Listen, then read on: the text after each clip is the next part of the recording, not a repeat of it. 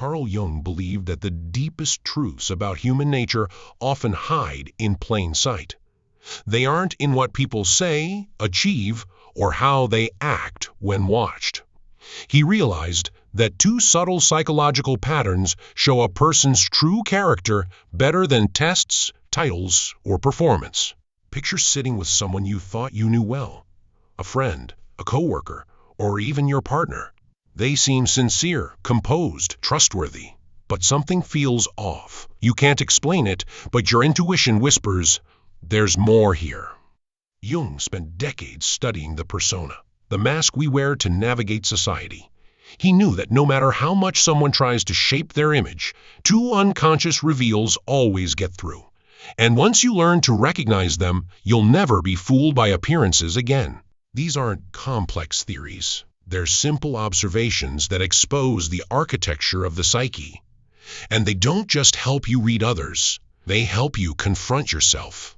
Jung wrote, "The most terrifying thing is to accept oneself completely. These two reveals will show you the parts of yourself you've been avoiding. They'll illuminate the shadow you've denied and the mask you've mistaken for identity." Most people judge character by surface traits: confidence, kindness, charisma. Jung saw these as part of the performance layer. This is the image we carefully show to the world. The real person lives beneath that layer.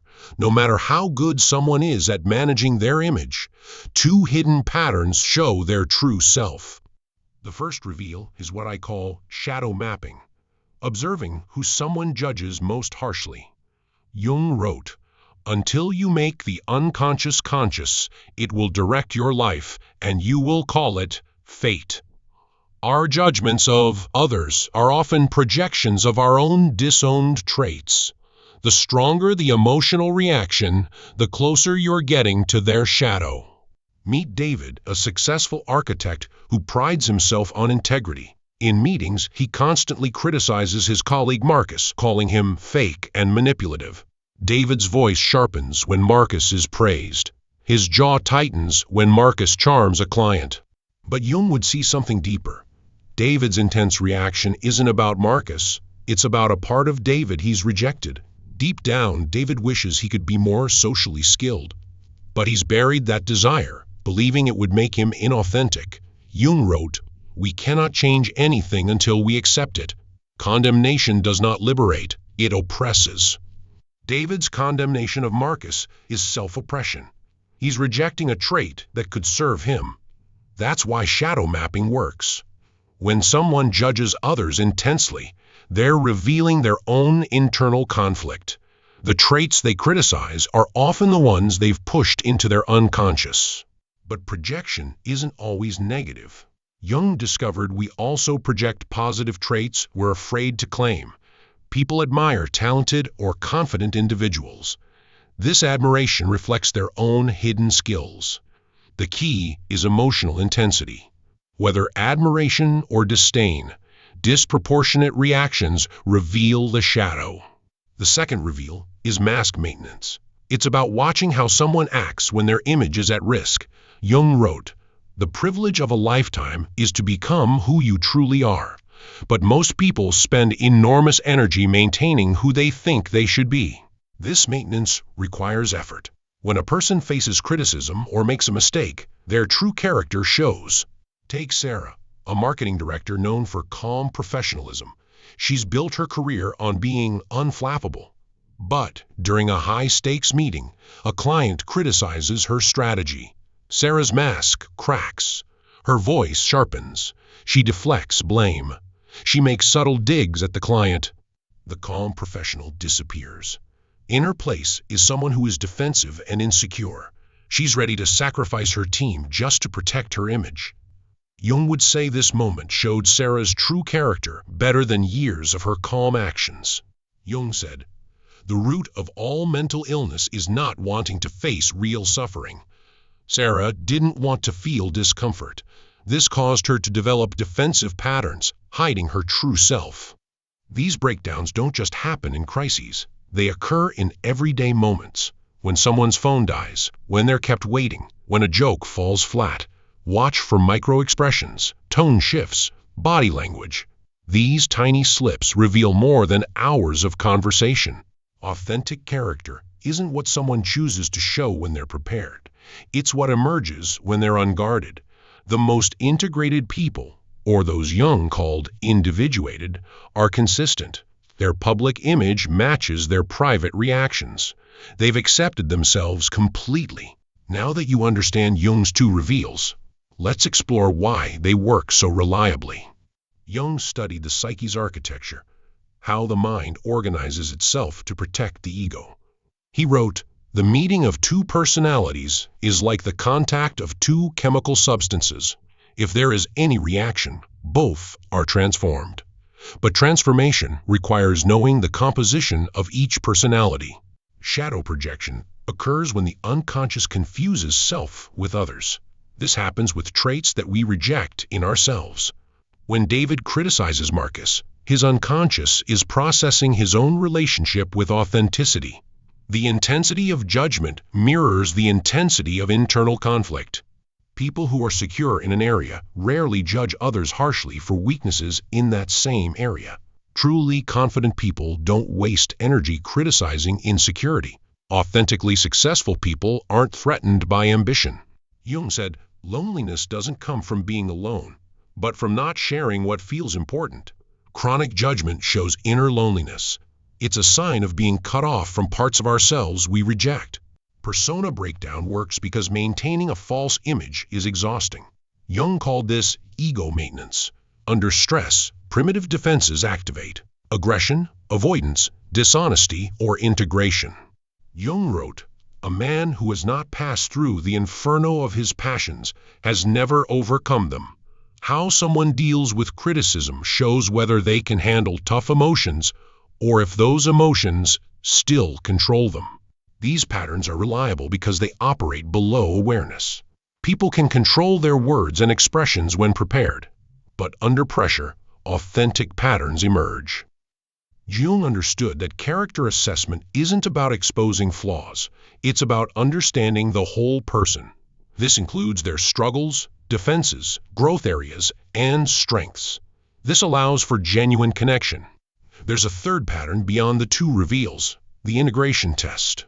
This involves watching how someone deals with their own shadow when they see it reflected back. Jung said, "You don't become enlightened by just imagining light. You do it by making the darkness aware." Here's how it works. When you notice someone projecting, gently reflected back, you seem really bothered by people who show off. Have you ever felt like you wanted to show off but held yourself back? This moment reveals more than months of observation. It tests their relationship with their unconscious. David might respond in two ways. Response 1. Defensive. "Are you saying I'm fake like Marcus? That's ridiculous." Response 2. Integrative. "Actually, yeah. Sometimes I do wish I was better with people. Maybe I'm jealous." The second response shows David can hold paradox, being bothered and self-aware. Jung wrote, "The most intense conflicts, if overcome, leave behind a sense of security and calm." The integration test reveals 3 types.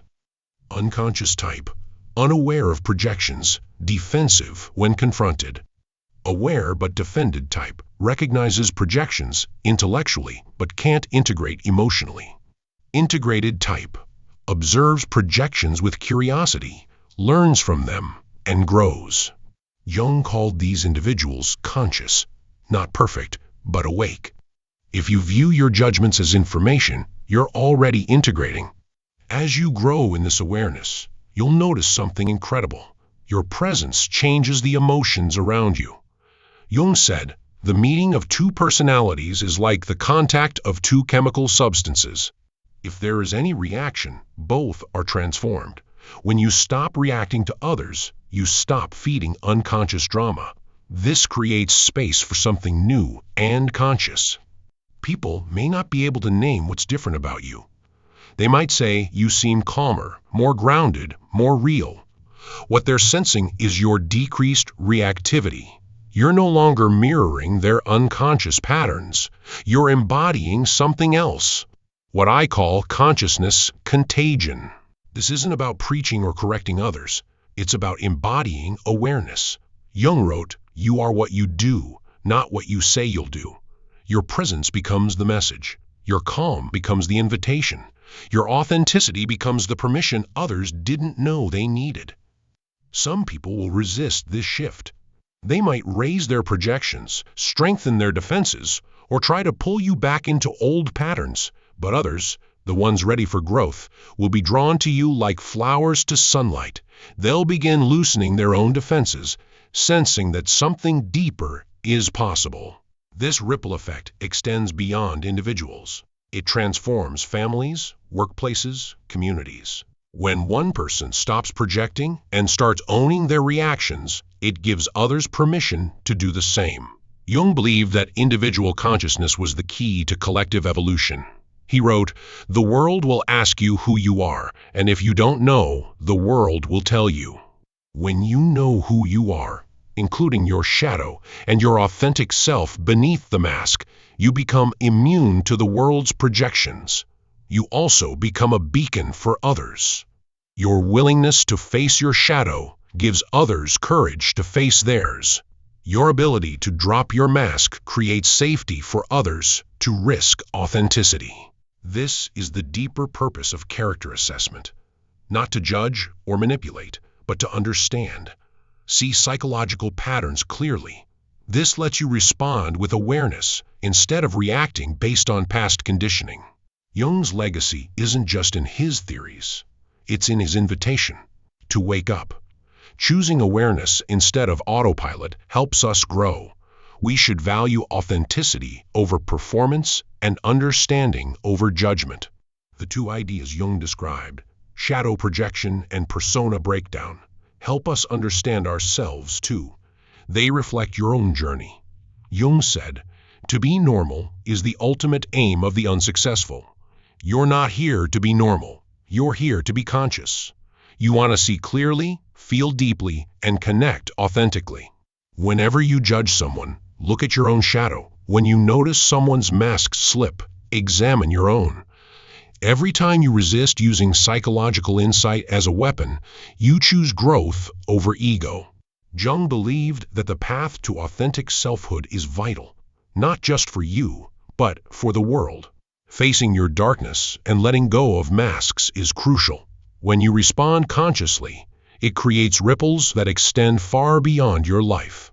You become what Jung called a culture creator. This means you show others new ways to be, relate, and grow. You don't just analyze character, you develop it, in yourself and in others. Because in the end, the two reveals Jung discovered aren't the end of character assessment.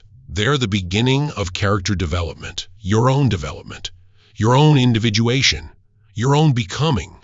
So, watch for the projections, notice the persona breakdowns, but most importantly, turn that same clear seeing toward yourself. Because the ultimate character you're developing isn't someone else's, it's your own. Watch my video, Who the Empath Becomes After Absorbing the Narcissist's Darkness and Surviving. It shows how consciousness impacts relationships and personal power. We dive into Jung's insights, guiding us through deep psychological challenges. This helps us become more whole, awake, and true to ourselves.